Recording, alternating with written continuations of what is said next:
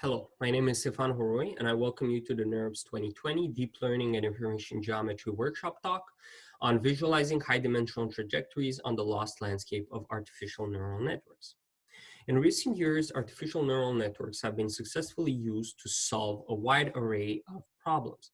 However, some important questions still remain, like why do ANNs generalize despite having the ability to completely memorize the datasets? And how do ANNs find good minima despite their optimization landscape being highly non-convex and high dimensional? A promising direction to answer these questions is to look at the lost landscape of ANNs. But how should one look at such an extremely high-dimensional optimization landscape? Some recently proposed methods have been based on linear interpolations and PCA. For example, in 2014, Goodfellow et al. Have used one-dimensional linear interpolation to plot the loss from initialization to optimum. In 2016, Im et al. Have used two-dimensional linear interpolation to visualize the regions in between different optima found by different optimizers. In 2018, Li et al. Have used a similar 2D linear interpolation methods with filter normalization to plot the regions surrounding certain optima. However, such methods have two major drawbacks. One, they are of linear in nature, since they only consider linear combinations of parameter axes. And two, they only visualize a small number of dimensions, typically one or two, and they completely disregard what happened in the remaining millions of dimensions. Such linear low-dimensional methods cannot properly visualize complex high-dimensional geometric characteristics, such as the ones found by Drexel et al. In 2018, where they found low loss paths linking different optima, which cannot be found by simple linear interpolation. We propose to use the dimensionality reduction method, FATE, to generate low-dimensional embeddings of high-dimensional trajectories on the lost landscape of artificial neural networks. We do this in two settings. The first one is to visualize the regions surrounding optima using the jump and retrain experiment, which is basically we choose 5 directions from the optimum in parameter space. We jump in those directions with 4 different step sizes, and then we retrain.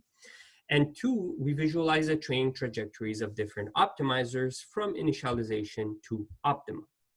Why do we choose FATE? Well, because, for example, if we use an artificial data set with multiple trajectories, FATE is the only method that completely preserves the trajectories and does not break them apart as TISNE or UMAP does.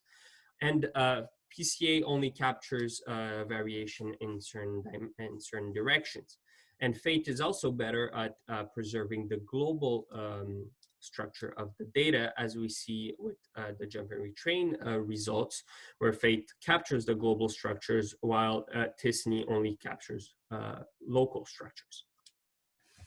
So we trained wide resonance on the CIFAR-10 data sets, and we found good optima with approximately 95% accuracy while training with data augmentation and weight decay, and bad optima, which reach approximately 85% accuracy without data augmentation and weight decay.